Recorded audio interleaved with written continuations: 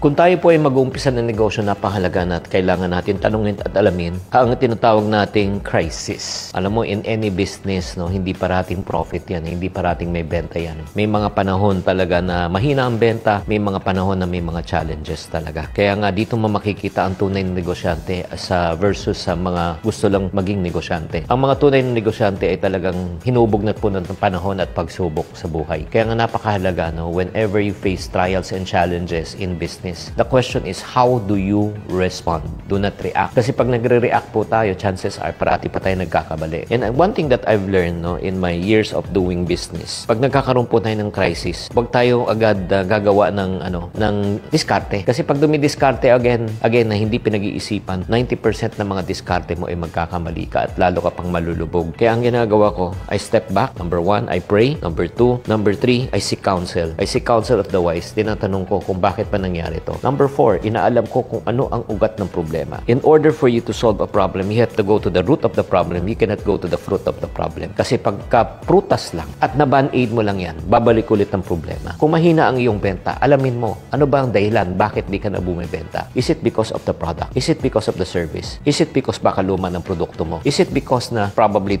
hindi na talaga relevant ang produkto mo? Pag nalaman mo yung ugat ng problema, that is the time that you can find a solution. So very important po.